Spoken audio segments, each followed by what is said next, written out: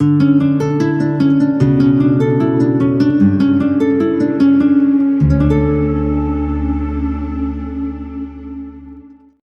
यीशु मसीह में आपकी सलामती हो।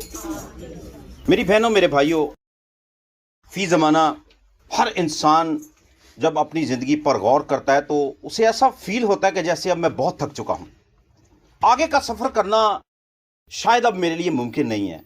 मेरी कल जो है वो मेरी आज से ज़्यादा परेशान होने वाली है, क्योंकि मैंने ज़िंदगी की तलखियों का जो सफ़र किया है उनकी बाबत अब मुझ में हिम्मत बाकी नहीं रही कि मैं इस ज़िंदगी के सफ़र को आगे लेकर जा सकूं। जब आदम अदन से बाहर कर दिया गया तो खुदा ने कहा कि अब तू मुशक्कत करेगा, अब तू मेहनत करेगा।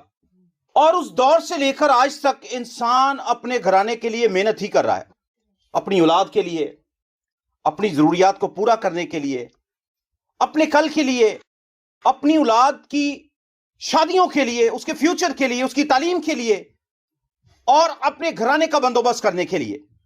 और जब ये सारी चीजें वो कर गुजरता है तो इंतहाई थकन उस पर गालिब आ जाती है।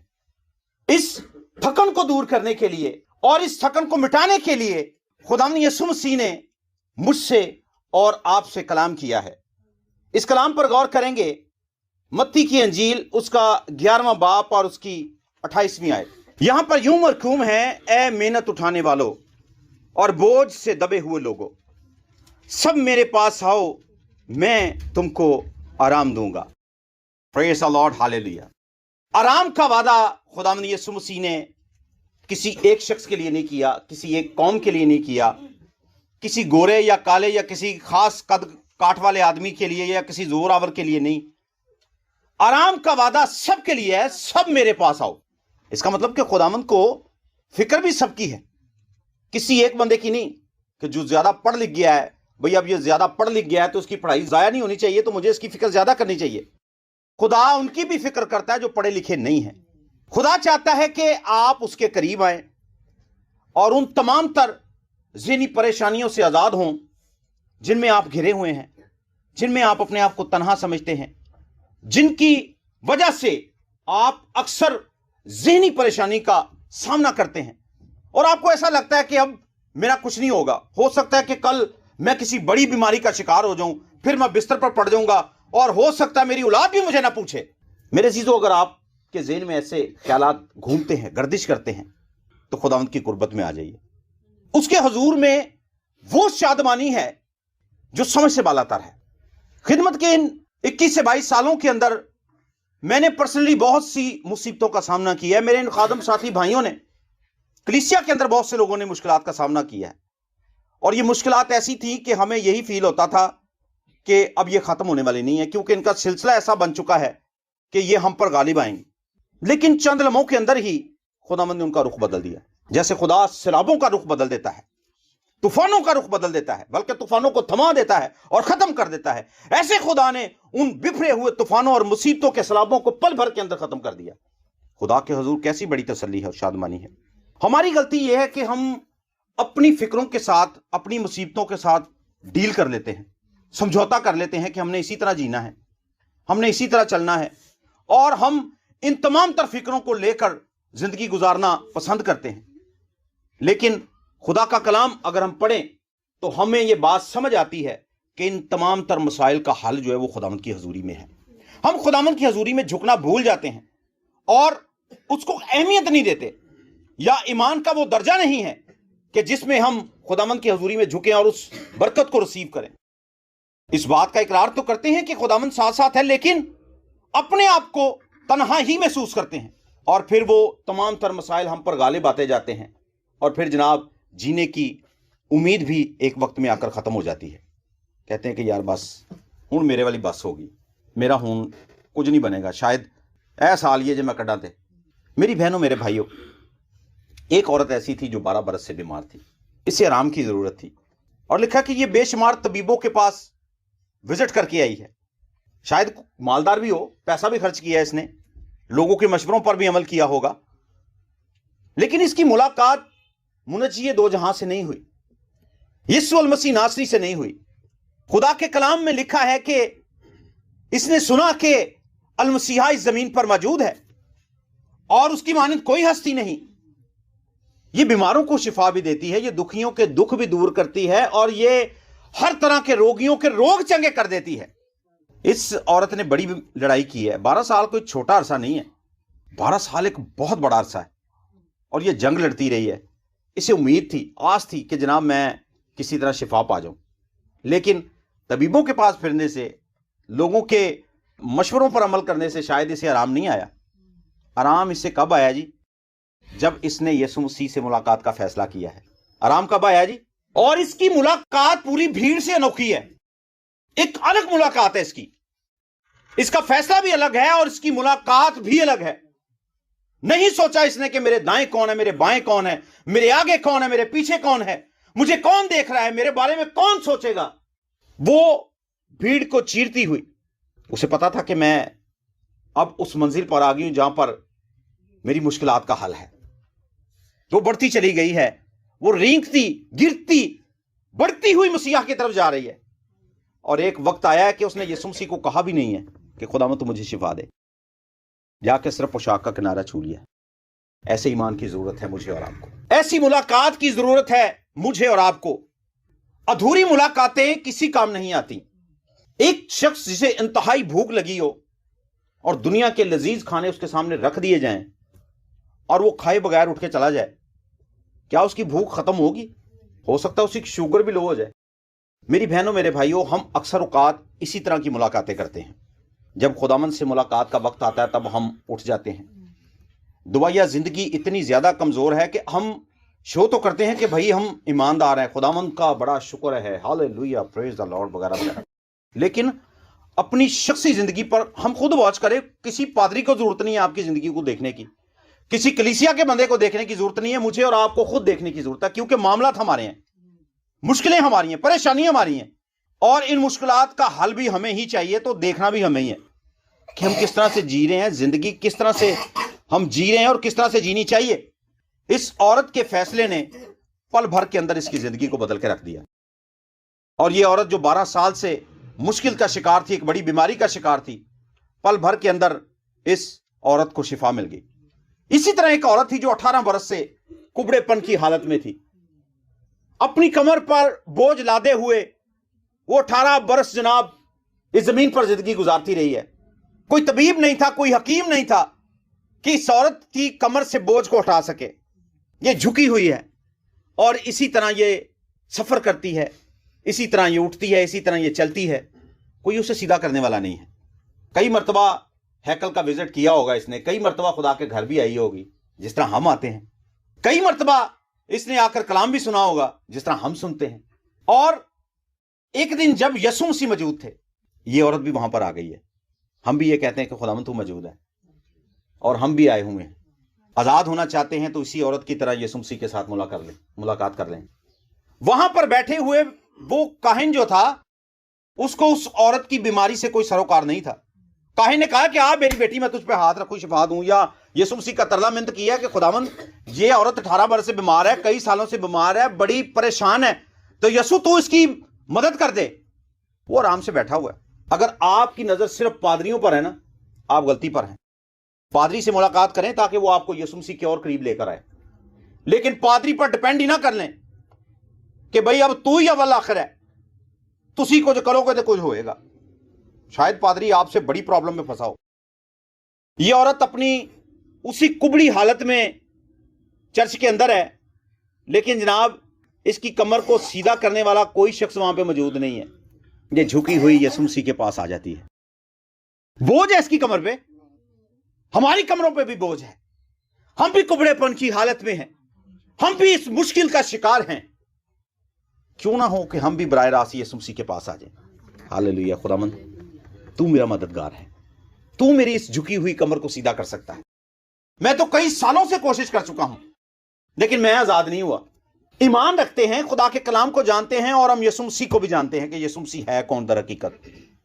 यीशु मसीह खुदा ताला का बेटा है जो अव्वल और आखिर और सब कुछ करने की कुव्वत और कुदरत रखता है। और पल भर के अंदर यीशु मसीह ने इसकी कमर को सीधा कर दिया। पहले वो झुकी हुई थी, यीशु मसीह की मुलाकात के बाद जनाब वो तन के खड़ी हो गई। آپ کی کمروں پر بھی بوجھ ہو سکتا ہے, آپ بھی مشکلات کا شکار ہو سکتے ہیں, آپ بھی دکھوں سے رہائی پانا چاہتے ہیں, تو ملاقات کر لیجئے یسوع مسیح کے پاس. اے محنت اٹھانے والوں اور بوجھ سے دبے ہوئے لوگوں. کس سے دبے ہوئے لوگوں جی؟ بوجھ سے دبے ہوئے لوگ. کرنا کیا ہے تم نے میرے پاس آنا ہے. میرے پاس آؤ, میں ہی تم کو آرام دوں گا. ہماری زندگی مشکلوں سے بھری ہے, ہر دن مصیبت ایک نئے رخ میں آتی ہے, لیکن خدا اس نئے رخ کی مصیبت کو نئے رخ سے ہی ٹال دیتا ہے. ہم سوچتے کچھ ہیں کہ یار کل ہمارا یہ کام ہوگا, یہ ہوگا, وہ ہوگا, لیکن کل فرق طریقے سے آتی ہے. تو خداوند کا وعدہ ہے کہ مصیبت میں میں تیرے ساتھ. ڈیپینڈ کرتے ہیں آپ خدا پہ, بھروسہ رکھتے ہیں آپ خدا پہ. ہاللیلویا. خدا چھڑائے گا, بچائے گا. خدا حقیقت میں آپ کا آج بھی ہے اور آپ کا کل بھی ہے. جس نے اس بات پہ ایمان رکھ لیا ہے نا, وہ خدا کی قدرت کے عظیم نظاروں کو دیکھے گا. 22 سال پہلے ہمارا گھرانہ بھی انہی مشکلات کا شکار تھا. کوئی بچانے والا نہیں تھا, کوئی چھڑانے والا نہیں تھا. آپ جانتے ہیں کہ ہمارا گھرانہ جادوگروں کا گھرانہ تھا. ہمارا گھرانہ خدا سے بہت دور تھا اور انتہائی دکھوں میں زندگی گزاری ہے ہم نے اس دور کے اندر. کوئی مدد کرنے کے لیے تیار نہیں تھا. فاقے کئی دن ہم بھوکے رہے ہیں, کھانا نہیں کھایا. اور یہ کسی ایک وقت کی بات نہیں ہے, 3 وقت کی بات ہے. 3 ٹائم ہم نے کھانا نہیں کھایا. وجہ کیا تھی؟ وجہ یہ تھی کہ ہم خدا سے دور تھے. روٹی سے دور رہنے والا شخص کبھی گلہ نہیں کر سکتا کہ مجھے روٹی نہیں ملی. ہم روٹی سے دور تھے. یسوع مسیح نے فرمایا نا کہ زندگی کی روٹی میں ہوں, زندگی کی روٹی میں ہوں. تو ہم زندگی کی روٹی سے دور تھے. آپ کو میری گواہی کا پتہ ہے کہ میرا جو دادا تھا وہ بھی پاگل تھا. جب ان کی ڈیتھ ہوئی تو کچھ عرصے کے بعد میرا باپ بھی پاگل ہو گیا. گھر کا واحد ایک ہی سہارا تھا. ہم اپنی زندگی کو اپنے طریقے سے جی رہے تھے. ہم تو خود بچپن میں تھے, چھوٹے تھے, لیکن اپنی زندگی کو اپنے طریقے سے جی رہے تھے. ہمارے جو والدین تھے, بڑے تھے, انہوں نے اچھی زندگی نہیں گزاری, خدا سے دور رہ کر زندگی گزاری ہے. اور ان تمام تر مشکلات کا سامنا کیا ہے جن کے بارے میں تصور کیا جا سکتا ہے. ذلت, رسوائی, لوگوں کے تانے, رشتہ داروں کی باتیں, مدد کے لیے کسی کا نہ کھڑا ہونا, یہ ساری باتیں ہمارے لیے موجود تھیں. مشکلات کا شکار تھے. آپ یقین جانے کہ کئی کرسمس کے اوپر ہم نے اسکول کے یونیفارم پہن کے ہی گزارا کیا. نیلے رنگ دے دیکھے نا تسی, نیلے یونیفارم. کرسمس کے دن جناب وہی پہنے ہوئے, تو کے جناب وہی پا لینے. مسائل تھے, دکھ تھے, غربت تھی, ہر چیز کی قلت تھی. قلت اس لیے تھی کہ جس نے آسمان کھولنا تھا اس کو تو آنے ہی نہیں دے رہے, اس کو تو ویلکم ہی نہیں کیا, اس کو تو اپنی زندگی دی ہی نہیں. ایک وقت آیا, میں کئی مشکلات کا شکار ہوا. بچپن میں تقریباً کوئی 12 سال کا تھا جب مجھے آگ لگ گئی. مٹی کے تیل کا چولہا پھٹ گیا, اور مٹی کے تیل کے چولہا پھٹنے کی وجہ سے میں سارا آگ سے جل گیا. انتہائی حالت میری تشویشناک تھی. ڈاکٹروں نے کہا جی کہ یہ لڑکا نہیں بچے گا, اور ڈاکٹر نے جواب دے دیا. خداوند کا شکر کرتے ہیں کہ خداوند نے اپنی قدرت کے وسیلہ سے مجھے سنبھالا. ابھی خدا کے قریب نہیں آئے تھے, لیکن خداوند کو پتا تھا کہ یہ شخص میری خدمت کے لیے ہے. خدا نے اس لیے مجھے بچایا. اور آپ دیکھ سکتے ہیں میرے چہرے پر کوئی نشان نہیں ہے, میری باڈی پہ کوئی نشان نہیں ہے. کوئی اندازہ نہیں لگا سکتا کہ یہ بندہ آگ سے جلا ہوا ہے سارا.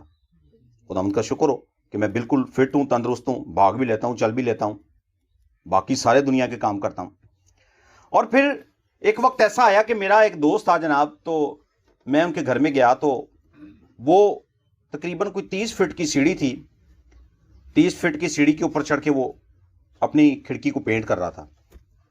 تو وہ سیڑھی کانپ رہی تھی, وہ بڑی تیزی سے نا شیورنگ کر رہی تھی سیڑھی.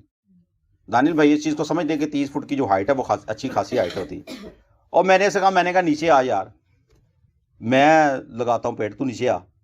لو جی, میں اوپر چڑھ تو گیا. ابھی میں نے وہ برش ایسے ہاتھ میں پکڑا ہی ہے کہ وہیں پہ میرے شدید قسم کی پین میرے ہارٹ کے اندر ہوئی, اور میں تقریباً وہاں پہ ایک طرح کا بے ہوش ہی ہو گیا. وہ پینٹ کا جو ڈبہ تھا وہ بھی گر گیا, وہ برش بھی گر گیا, اور میں صرف اپنے لیفٹ ہینڈ سے میں نے اس سیڑھی کو تھاما ہوا تھا. اس بندے نے دیکھا کہ یار اس کو کوئی پرابلم ہے, کیونکہ میں تقریباً نیچے گرنے ہی والا تھا. اسی دوران وہ بندہ بڑی تیزی سے سیڑھی چڑھ کے اوپر آیا, اور اس نے اپنے کندھے پہ اٹھا کے مجھے نیچے اتارا, اور پھر وہ مجھے ڈاکٹر کے پاس لے کے گیا. ڈاکٹر نے کہا جی اس بچے کو جو نا مائنر سا اٹیک آیا ہے, اس نے خیر ایک میڈیسن دی جو اس میں نے رکھی اپنی زبان کے نیچے، تو خیر مجھے کافی اس سے افاقہ ہوا، میں بالکل ٹھیک ہو گیا۔ اس نے کہا جی آپ ان کو ہاسپٹل لے جائیں، لیکن کیونکہ ہم ڈرتے تھے کہ میں اپنے گھر والوں سے چوری گیا تھا اپنے دوست کی طرف، تو میں نے کہا میں اگر ہاسپٹل میں جاؤں گا تو میری تو بڑی گھر سے بےزتی ہوگی، تو خیر ہاسپٹل تو نہیں گئے، لیکن خداوند کا شکر ہے کہ اس دور سے لے کر اب تک مجھے کچھ بھی نہیں ہوا۔ یہ خداوند کا نام کو عزت اور جلال ملے۔ اس کے بعد جو ایک اور بڑی پرابلم تھی، میرے اندر سے خون آنا جاری ہو گیا۔ یہ ایک عجیب قسم کی بیماری تھی۔ اس دور کے اندر ٹی بی جو تھی وہ تقریباً لا علاج تھی، تو میرے ذہن میں یہی تھا، میرے گھر والوں کے ذہن میں یہی تھا کہ اس بچے کو ہو سکتا ہے ٹی بی ہو گئی ہو۔ کافی ٹیسٹ وغیرہ کروائے انہوں نے، لیکن وہ ٹیسٹ سارے کلیئر تھے۔ اب وہ بلڈ جو تو میرے اندر سے آتا تھا، بیسیکلی یہ وہ لعنت تھی جو ہم پہ ٹھہری ہوئی تھی۔ ہمارے گھرانے میں سے کسی شخص نے توبہ نہیں کی تھی، کوئی شخص مسیح کے قریب نہیں آیا تھا، پاس نہیں آیا تھا۔ ابھی بھی ہمارے خاندان کا جو ایک حصہ ہے وہ جادوگروں کا کام ہی کرتا ہے، انہی پہ ڈیپینڈ کرتا ہے۔ لیکن خداوند کا شکر ہو کہ ان میں سے کچھ لوگ نکلے ہیں جنہوں نے خداوند کو قبول کیا ہے، اور ایک بڑی میں سمجھتا ہوں کہ اچیومنٹ ہے خادموں کی جنہوں نے محنت کی ان گھرانوں کے اوپر، وزٹ کیے، جا کے ان گھرانوں کے لیے دعائیں کی، روزے رکھے، گھٹنوں کے بال ہو کے دعائیں کی، اور آج وہ گھرانے خداوند کے قریب ہیں۔ لیکن کبھی بھی آپ دعا کریں تو آپ میرے خاندان کے لیے ضرور دعا کریں کہ ہمارا ابھی بھی ایک بہت بڑا حصہ جو ہے وہ ابلیس کی گرفت میں ہے۔ تو وہ بیماری جو تھی وہ بڑھتی چلی گئی، اور میں نے خیر رسمی سی جو دعائیں ہوتی ہیں وہ کرنا شروع کی، لیکن اس دعاؤں کے اندر وہ ایسا اثر نہیں تھا جیسا ہونا چاہیے۔ خیر کئی عرصہ میں اس بیماری کے اندر مبتلا رہا، اور میرے منہ سے مسلسل خون آتا، میں نے جب بھی تھوکنا تو خون آنا، کبھی تو بیٹھے بیٹھے ہی آنا شروع ہو جانا، تو میرے لیے خاصی مشکل تھی۔ ایک وقت آیا کہ خداوند نے اس سے بھی مجھے شفا دے دی۔ ایک دن میں بیٹھا ہوا تھا اور میں سونے کی کوشش میں تھا کہ ایک دم سے میرے سر کے اندر ایک شدید قسم کی پین چھڑ گئی۔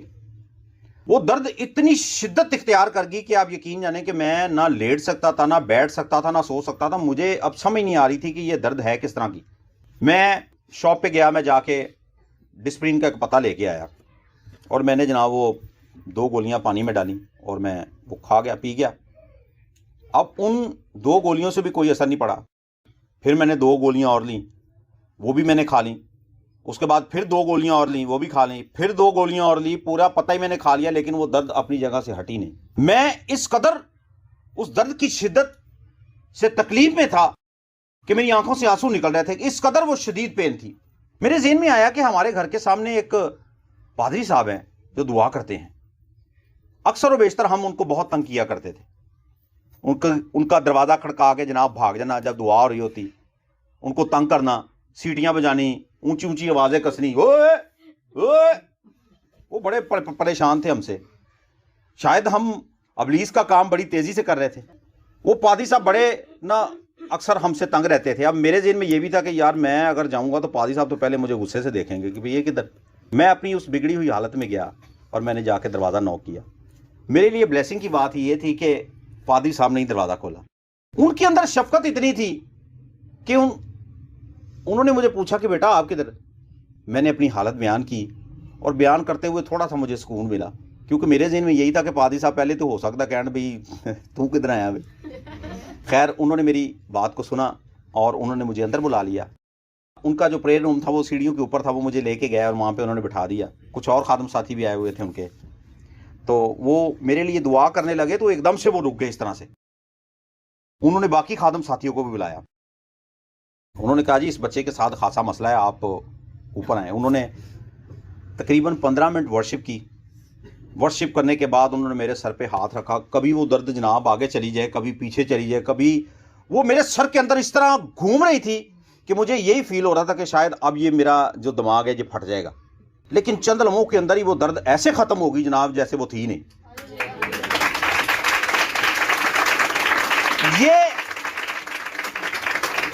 یہ میری زندگی کا ٹرننگ پوائنٹ تھا جب خدا نے مجھے اس مصیبت سے آزاد کیا، بلکہ خدا نے ہمیں اس لعنت سے ہی آزاد کر دیا جو ہم پہ ٹھہری ہوئی تھی۔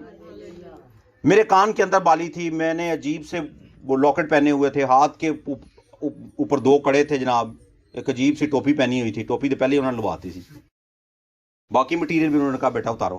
اور انہوں نے کہا جی کہ عہد کرو کہ آئندہ کے بعد تم خدا کے ساتھ چلو گے. پادری صاحب نے مجھے بتایا، انہوں نے بتایا کہ آپ کے اوپر لعنت، آپ جس لعنت کے نیچے ہو، آپ کا سارا گھرانہ ہمیشہ یوں ہی ستایا جائے گا اگر آپ خداوند کو قبول نہیں کرو گے. تو میں نے اس دن رو رو کے خداوند کے حضور آنسوں کے ساتھ توبہ کی اور خداوند کو اپنا شخصی نجات دہندہ قبول کیا. اگلے دن ہی بپتسمے تھے، پھر میں نے جا کے جناب بپتسمہ لیا، اور وہ دن اور آج کا دن آرام ہی رام ہے. اے محنت اٹھانے والے اور بوجھ سے دبے ہوئے لوگوں، میرے پاس آؤ، میں تم کو آرام دوں گا. میری بہنوں، میرے بھائیوں، ہر شخص کو آرام کی ضرورت ہے. آپ کو بھی آرام کی ضرورت ہے. آئیے اس پر بھروسہ کریں. وہ ایسا اطمینان دے گا جو اطمینان اس دنیا کی میڈیسن میں نہیں ہے، کسی مساج کرنے والے کے پاس بھی نہیں ہے، کسی دبانے والے کے پاس بھی. کٹن والے لوگ بھی ہوندے نا، کہتے ہون سکون آیا وہ چھڑدا پھر درد ہوتے دی ہوتے. لیکن جب آپ خداوند کی حضوری میں جھکیں گے، آپ کو وہ اطمینان ملے گا جو آپ کے روحانی اور جسمانی سارے بوجھ کو ہلکا کر دے گا. آئیے اپنی آنکھوں کو بند کریں. خداوند مہربان، تو کیسا عظیم خدا ہے. خدا تو ہماری فکریں لے کر اس کے بدلے میں تو ہمیں اطمینان فراہم کرتا ہے. تو جینے کی امید ہے. خداوند زندگی ختم نہیں ہو چکی، بلکہ جو تیرے پاس آ جاتا ہے اس کے لیے زندگی شروع ہو جاتی ہے. قادر مطلق خدا، ہم تیری منت کرتے ہیں ہماری ملاقات تیرے ساتھ ایسی ہو جائے خداوند خدا کے براہ راست خداوند خدا ہم تجھے دیکھ سکیں. ہم خداوند صرف تجھے شافی کے طور پر ہی قبول نہ کریں، یہوہ یری کے طور پر ہی قبول نہ کریں، بلکہ ہم تجھے اپنے نجات دہندہ کے طور پر قبول کریں کہ تو نجات دینے والا خدا ہے، زندگی دینے والا خدا ہے، ضرورتوں کو پورا کرنے والا خدا ہے. خداوند تو ہمارا آج ہے، تو ہمارا کل ہے. خداوند خدا تیری منت کرتے ہیں خداوند، جب تک زندہ رہیں خداوند ہماری آنکھیں تجھے تکتی رہیں اور ہماری زندگیوں سے تیرا نام عزت اور جلال پاتا رہے. یہ دعا تیرے بیٹے اپنے منجی خداوند یسوع مسیح کے نام سے مانگتے اور پا لیتے ہیں، آمین.